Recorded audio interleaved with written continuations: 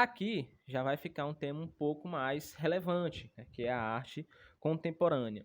Só que essa arte contemporânea, que está relacionada no livro de vocês nesse momento, está relacionada muito com essa videoarte. Então, traz um pouco dessa relação. Não vai realmente focar na arte contemporânea que nós temos conhecimento atual, né, de hoje em dia. Depois a gente vai ver posteriormente isso, mas no momento é só relacionado a mais essa questão.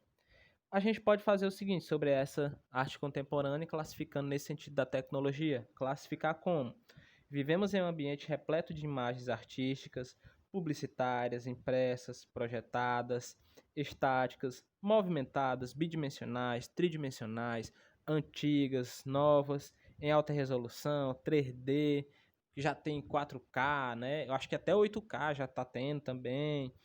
Então, é muito legal que a gente veja toda essa relação, porque, por exemplo, uma videoescultura dessa, você consegue visualizar muito bem, né, o que é que o artista quer passar. Então, nesse momento aqui, estava a imagem da Mona Lisa, mas tem essa mesma escultura com alguma pintura de Van Gogh, com pinturas de Tarsila do Amaral. Então, é muito versátil para que isso traga para as pessoas um conhecimento, pelo menos superficial, sobre algumas obras, sobre algum tipo de arte. É muito interessante isso.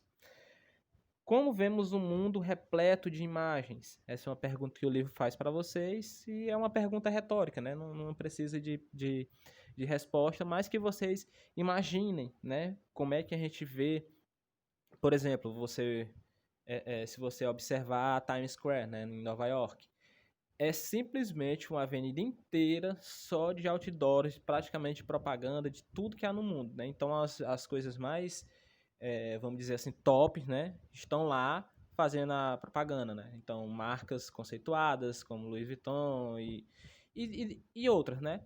Então a gente pode classificar aquele ambiente, né, como um ambiente poluído de imagens. Não poluído no mau sentido, né, mas no sentido de existir muitas e muitas e muitas. Então, se você está passando e encontra, não precisa ir a Nova York para ver um ambiente nesse, tá? Eu só trouxe o exemplo porque é o mais popular. Mas, por exemplo, você está passando na rua e vê um outdoor, tá lá uma propaganda de alguma coisa, tá lá alguém fazendo um protesto contra o governo do Piauí, né, que eu vi recentemente que instalaram aqui na cidade.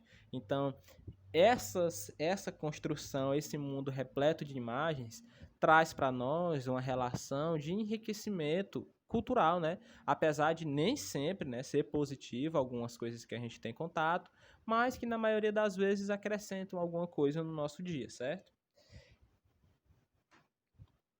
O que nos faz olhar uma imagem e pensar sobre ela? Então, por exemplo, imagine uma propaganda, sei lá, vamos dizer aqui, de um perfume, né? Então, eles raramente colocam só o perfume ali e pronto. Não, sempre tem alguma coisa, alguma temática, algum intuitivo que te faz pensar em você usando aquele perfume naquela situação. Por exemplo, a propaganda do caiaque, não sei se vocês já viram, né? É um perfume bem antigo, né? Mas que ainda o pessoal usa bastante. Vocês já viram a propaganda do caiaque? É uma pessoa andando num caiaque, né? Num lago bem sinuoso, né? Cheio de cataracas, correnteza forte e tudo mais. Então, essa relação do caiaque perfume com o caiaque esporte faz com que você se imagine naquela situação e talvez até cogite em comprar um perfume daquele. Não sei se vocês já pararam para pensar nessa situação. Então, mas não só nisso, né? Muitos alimentos também, né? Sempre estão buscando essa relação, porque o ser humano compra coisas nem sempre porque ele precisa, mas porque ele quer aquilo. E querer não é o mesmo de precisar. Querer vem de uma vontade e precisar vem de uma necessidade. São duas coisas totalmente diferentes, que apesar de serem parecidas no nosso dia a dia, têm um sentido bem diferente um do outro, certo? Após isso, temos aqui o mundo visual que se transforma, que é um tópico bem interessante também, onde diz o seguinte: as imagens sempre fizeram parte do universo humano. Nós podemos imaginar que ao longo do tempo, né, sempre foram visualizadas imagens, né? Porque por conta da visão do ser humano, né? Isso é óbvio. Então, ao longo desses períodos, essas imagens foi se modificando, né? Pare para você e pense um segundo. Diz, ó, na minha rua aqui quando eu cheguei só tinha, sei lá, 3 casas. Hoje em dia já tem 10, né? A rua já está cheia de casa. Então você vê a modificação, né, que tá ocorrendo ali no seu cotidiano e através dessa imagem que você viu, você consegue assimilar que está acontecendo alguma coisa. Então, em um ano de política, por exemplo, que é o ano que a gente está vivendo nesse momento, começaram a surgir bastante obras na cidade. Então, você lembra que no ano passado não tinha tantas obras, mas no ano político, né, tem agora bastante obras. Então, você consegue trazer essa relação de imagem do ano passado, jogar nesse ano essa imagem e ver, peraí, no ano passado não estava assim. Então, traz essa relação justamente por conta dessa imagem que você já tem assimilada no seu intuitivo.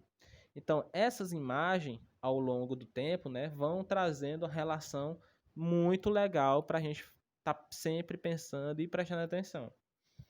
Essas imagens também podem ser relacionadas à cultura, né? Então, é como eu já vinha falando para vocês em alguma outra aula, sobre a visão, né? Você vê uma pessoa que não é da região e você já supor que ela não é por conta das vestimentas. E, ó, se fulano tá aqui de tênis e de uma meia alta, assim, no calor de 40 graus, então esse cidadão talvez não seja de Valença, não seja do Piauí. Então, trazer essa relação de imagem com o nosso intuitivo se faz indispensável nesse movimento visual de transformação, porque você consegue entender, supor, né? Não entender, mas supor que aquele fulano não é dessa região por conta dele estar com vestimentas que não são padrão na região. Essas imagens também são utilizadas como registro histórico, né? É muito óbvio, né, que as imagens que nós temos do tempo do passado, podemos classificar dessa forma, são imagens que foram deixadas para a gente ou que nós mesmos construímos a partir de alguns estudos, algumas coisas, que faz com que a gente volte no tempo e imagine como era alguma coisa. Por exemplo, como era um dinossauro. Você não tem como ter visto um, né? Mas ocorreram eles já estão extintos há milhões de anos. Então, você vê aquela ossada de um dinossauro e vê uma projeção holográfica de como aproximadamente ele era, te faz retornar milhões de anos no passado e imaginar como teria sido conviver com um animal dessa proporção. Então, essas imagens como registro histórico são indispensáveis nesse processo de entender o que está ocorrendo, não é? Dito isso, aqui, gente, nós temos algumas relações que as imagens têm e tiveram ao longo dos tempos. Na Idade Média, né, como eu estava sempre falando para vocês, que é conhecido como a Idade das Trevas, que é um período em que a igreja teve muita e muita força, né, e vocês vão ver com mais propriedade na disciplina de História, só para vocês realmente se situarem. Então, a Idade Média, né, foi conhecida, não quer dizer que seja, né, mas foi conhecida como um período em que a sociedade não evoluiu, porque não se há muitos registros de coisas que foram desenvolvidas nesse período, apesar de ter sim muita coisa, né? Principalmente a arte se desenvolveu muito nesse período, mas foi um período que o planeta sofreu bastante, né? Com pandemias também que dizimou cerca de 1/3 da população. Então imagine que a população tivesse 100 milhões de pessoas naquele período, então cerca de 33 milhões de pessoas morreram, 1/3 da população. Então esse período é muito conhecido e muito característico como um período em que a igreja ditou muitas regras. Então essas imagens que são associadas ao período da Idade Média vêm muito da doutrinação que a igreja queria fazer com as pessoas, né? Converter pessoas ao cristianismo, ao catolicismo, era o objetivo principal da maioria das obras deste período. A arte gótica, né, também vem dessa relação e diz o seguinte: a arte gótica foi uma expressão artística da Baixa Idade Média, né, mais ou menos no século XII aproximadamente, que perdurou até o Renascimento, denominada como arte das catedrais, né, aquelas catedrais enormes que ainda hoje influenciam na construção dessas igrejas que nós conhecemos, que vêm com torres, né, com pontas bem agudas no topo. E isso é grande parte disso é relacionada a essa arte gótica, né? Depois vocês deem uma pesquisada, que é muito interessante que vocês conheçam. Ela era realizada nas cidades, foi uma reação ao estilo românico e pretendeu rivalizar com os mosteiros e basílicas que eram construídos no campo. Isso porque, nesse momento, as cidades começaram a crescer por conta da economia, fundamentada no comércio, né? Então, foi nesse período que o comércio começou a se desenvolver e ganhar mais força, porque antes disso, o que existia era uma espécie de troca, né? Não tinha esse fomento em classificar uma coisa como dinheiro, né? Não, obviamente não era conhecido como dinheiro, mas trazendo para o atual, não existia nada relacionado a dinheiro. O que você poderia fazer era trocas, né? Ó, me dá aqui 2 ovelhas que eu te dou aqui me dá aqui 2 ovelhas machos que eu te dou aqui uma ovelha fêmea, que ela vai te dar mais carneirinhos para você poder vender. Então, a troca era o que predominava naquele período. Então, o comércio começou a se desenvolver através de troca, primeiramente de sal, né, porque era um artigo, um artefato bem requisitado naquele momento. Depois, quando se pluralizou, né, difundiu o sal, começou a aparecer outras coisas. Mas, enfim, isso aqui é assunto para a história. Então, vamos voltar realmente ao que interessa aqui. Depois vocês tirem essas dúvidas lá em história, desse desenvolvimento do comércio. Depois, vamos ver a relação dos ilustradores do mundo. E aqui é muito interessante que a gente veja essa relação, porque imagine você, né, há alguns anos atrás, né, cerca de 300, 400, 500 anos atrás, tendo que imaginar como era outra região. Então, imagine agora, né, dizer, o que é que tem lá em São Paulo, né, por exemplo, vamos trazer aqui para a nossa realidade. O que é que tem lá em São Paulo? Aí você já imagina, né? Muitos prédios, o Rio Tietê, super poluído. Vem várias e várias informações, até mesmo visuais, sobre São Paulo. Não vem na sua cabeça? Mas imagine se não tivesse nada relacionado à internet, se não tivesse nada relacionado a imagens, e você não tivesse ido nunca em São Paulo. Então, tudo que você saberia de São Paulo seria algo que alguém te contou, não é? Então, alguém lhe falou sobre São Paulo, ó, lá é assim, faz frio, tem neblina, blá blá blá, blá blá blá. Então, tudo que você sabe de lá traria essa relação do que a pessoa lhe contou e do que você imagina de acordo com aquilo.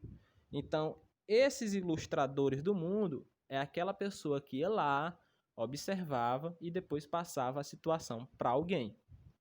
Podemos trazer essa relação muito ao descobrimento das Américas, né? Então sempre havia alguém que chegava, olhava como era, fazia desenhos, ilustrava, chegava lá e dizia: tá aqui, Duque Fulano, na costa do litoral, por exemplo, aqui mesmo no Brasil, né? Podemos dizer que na costa onde foi encontrado, é assim e assim, existem vários índios, árvores gigantescas, eles são agressivos, existem alguns monstros no mar para chegar até lá, porque se acreditava muito nessas teorias de monstro alguns anos atrás.